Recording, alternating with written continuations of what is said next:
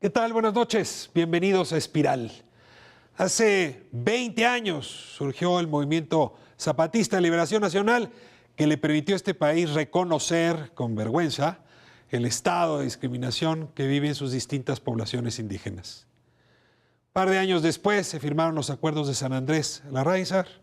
En 2001 se reformó la Constitución y este país se ha dotado de una enorme cantidad de leyes, normas, programas, justamente con el propósito de mejorar la circunstancia de las poblaciones indígenas.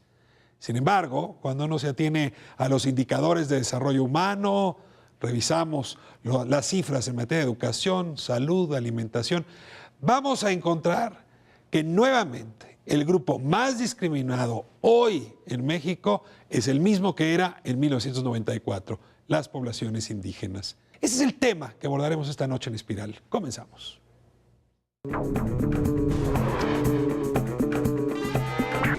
Yo quiero expresarles a ustedes que si en México existen municipios y comunidades que, como los michoacanos de Cherán y Calzoncin, hoy por hoy se han convertido en acérrimos defensores de sus derechos, esto no ha sido porque no tengan otra cosa que hacer. Si la CRAC en el estado de Guerrero ha estado labrando desde hace más de 18 años una inscripción sustantiva en las tareas vitales de la vida regional, no es porque ellos los divierta o porque no tengan nada que hacer. Si el EZLN mantiene una lucha incansable desde hace 18 años allá en Chiapas, tampoco es porque no tengan otra cosa que hacer. Todas estas luchas y exigencias provenientes del México indígena, de México profundo, viven y gozan de cabal salud porque responde a un derecho ancestral que legítimamente corresponde a los pueblos y comunidades indígenas de México. Hoy, a 18 años de la firma de los acuerdos de San Andrés Larráizar, muestran su vigor y pertinencia. Mucho ha llovido, pero pocos acontecimientos desde entonces muestran que lo ahí se había dicho marca una ruta franca de salida a la problemática indígena en el país. La pregunta para nosotros es, ¿dónde estamos parados? ¿Qué es lo que queremos hacer? ¿De qué estamos hablando en este momento? Bueno, abrimos la conversación, no me extiendo más, con la pregunta que planteaba justamente en la introducción. Mucho ruido y pocas nueces, en este caso se podría traducir muchas leyes, muchas normas y poco cambio de realidad. Así empecé el programa. Les pregunto, ¿me equivoco si digo que la realidad indígena hoy en México es muy parecida en su nivel de indigencia, vulnerabilidad, a la que observábamos cuando el movimiento zapatista se levantó en armas en 1994? No te equivocas. De acuerdo a los datos oficiales, es muy semejante a la realidad. El problema es que precisamente este conjunto de normas y leyes que tú señalas, precisamente creo que la principal característica es que no incorporan el derecho pleno, los derechos colectivos de los pueblos indígenas. O sea, se sigue manteniendo una imagen de que es un tema unipersonal, que es un tema que debería de abordarse bajo una óptica exclusivamente de programas sociales y no del ejercicio pleno de sus derechos que están incorporados tanto en los acuerdos de San Andrés como ahora en la Declaración de las Naciones Unidas en materia de derechos indígenas, que me parece que es un instrumento muy importante mediante el cual la Secretaría de Gobernación y Trabajo estableció el compromiso y lo publicó en el Diario Oficial de la Federación de armonizar la legislación nacional con la Declaración de las Naciones Unidas en materia de derechos indígenas. Me parece que eso es fundamental y es el marco y el paraguas en el cual nosotros nos movemos. La legislación que se hizo precisamente desnaturalizó o ha desnaturalizado las normas básicas de los pueblos. Son las que no están ahí, las que se refieren a los derechos colectivos, a la libre determinación y autonomía, a sus sistemas normativos. Es decir, creo que la apuesta del 2001 fue una apuesta equivocada. Aquí está la realidad, no lo estoy diciendo yo.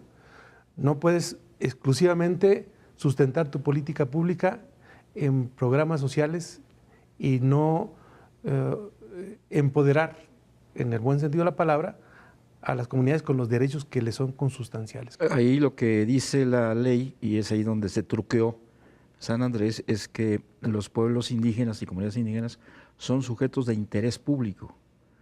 Un sujeto de interés público, una entidad de interés público, pues es un parque, es un zoológico. Y lo que se peleó y se ganó en San Andrés, porque se firmó, es que los pueblos indígenas, las comunidades, eran sujetos de derecho público. Pero la reforma del 2001 lo cambia, da gato por liebre, y en lugar de colocar a las comunidades indígenas como sujetos de derecho, los coloca como sujetos de interés público. El sujeto de derecho tiene la posibilidad de establecer su propia norma. O sea, tú avalas su sistema normativo, tú permites que ellos se den sus propios estatutos de gobierno y que se construyan como un cuarto piso de gobierno.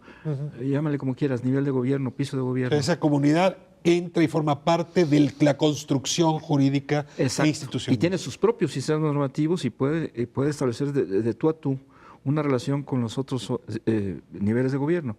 Pero la Constitución, la reforma del 2001, que tenía que haber justamente tomado lo del sujeto de derecho, los señores diputados, los señores senadores, dicen, bueno, le cambiemos, vamos a cambiarle en lugar de sujetos de derecho, vamos a poner los sujetos de interés público. Pero los pueblos indígenas no pueden ser entidades de interés público, es como si fueran, bueno, les interesa a la sociedad, entonces hay que, en efecto, se establece este desplazamiento hacia el tema de vamos a concederles, vamos a darles, pero no los consideras como un elemento capaz de tener derechos. Los asuntos han caminado, los temas se han analizado, los diagnósticos existen, las conclusiones ahí están, las recomendaciones de la ONU son precisas, son muy claras. Las conclusiones y las opiniones de los pueblos indígenas están plasmados fundamentalmente en los acuerdos de San Andrés Larraíza y están plasmados en cada uno de las conclusiones de los eventos que se han realizado a lo largo de la historia de nuestro país, en nuestra patria. ¿Qué buscamos entonces? ¿Qué queremos armonizar? Queremos que toda la normatividad nacional, que los esfuerzos que se han hecho como en Puebla, como en Oaxaca, como en Guerrero, como particularmente en el Distrito Federal, que todos estos esfuerzos que se han hecho en el nivel local, que todos los esfuerzos y reconocimientos que existen a nivel internacional y todo lo que se ha avanzado en el plano nacional pueda homogeneizarse. No necesitamos tener tantas normas y dispares en unas entidades y en otras, particularmente en el plano local. Necesitamos un solo marco legislativo nacional. Necesitamos el reconocimiento constitucional de todos y cada uno de estos derechos. Yo considero que la realidad antes del 2001 y tomando en cuenta todo este proceso de legislación comparado con hoy día es de mayor despojo de los pueblos. Se fue legitimando. Si bien es cierto, ha habido avances en la visibilización. ¿Mayor despojo después de la reforma constitucional de 2001? Si tomamos en cuenta, si medimos el territorio, su patrimonio, es el patrimonio de los pueblos, el cultural, tanto el tangible, el intangible, o sea, todo lo que hace ser un pueblo y sus derechos, realmente se puso en la agenda nacional e internacional la discusión. Sin embargo, en términos concretos, así en términos reales, para los pueblos han perdido territorio. O sea, no hay una comunidad indígena a nivel nacional, no hay un pueblo que no haya perdido territorio. De tener 1.103 hectáreas, tener 500, de que ha habido un despojo gradual y cada mecanismo que se ha buscado legitimar de procesos jurídicos ha servido más bien para despojarlos a través de procesos jurídicos. Entonces, a mí me parece que sí en esta agenda hoy nacional tiene que ver con cómo hacemos que estos procesos jurídicos de los cuales se habla, las leyes tanto locales a nivel de la parte federal y las internacionales, pueden traducirse en recuperación, en restitución y reconocimiento de los instituciones pueblos. y leyes que estén al servicio, digamos, de las poblaciones. Sobre todo que los reconozca y los incluya, o sea, porque una situación es decir, sí existes, pero otra cosa es reconocerte. Reconocerte es dejar que participes, reconocerte es hacerte parte de, y entonces esto de lo que nos hablaba Julio sería mucho más real, o sea, sujeto de derecho. Con la reforma del 2001 hubo una simulación. No, los acuerdos de San Andrés no se plasmaron como se habían presentado inicialmente en la iniciativa de la COCOPA. Y, por ejemplo, cuando se dice en el artículo 2 que los pueblos indígenas tienen derecho a la libre determinación, esta libre determinación posteriormente, en el mismo artículo, se traslada a que tiene que ser regulada en los estados. Eso ya te coloca como un derecho de segunda, porque si tú regulas el derecho a la libre determinación de las entidades colectivas de los pueblos indígenas en los estados, no vas a poder obligar a la federación a que haga lo que dice la Constitución de Oaxaca.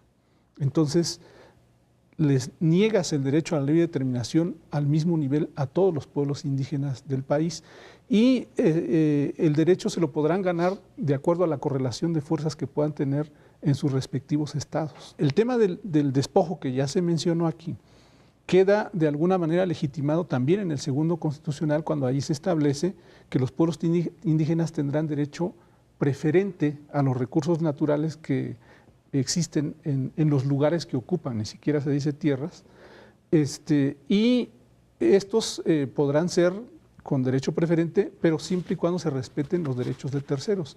¿Quiénes son esos terceros? Son los que están despojando hoy el territorio de los pueblos indígenas y a los cuales también se les dieron las garantías jurídicas para hacerlo desde las reformas al artículo 27 en 1991. Al pueblo de México, a los pueblos y gobiernos del mundo. Hermanos, nosotros nacimos de la noche, en ella vivimos, moriremos en ella. Pero la luz será mañana para los más, para todos aquellos que hoy lloran la noche, para quienes se niega el día, para todos la luz, para todos todo. Techo, tierra, trabajo, pan, salud, educación, independencia, democracia, libertad. Estas fueron nuestras demandas en la larga noche de los 500 años. Estas son hoy nuestras exigencias.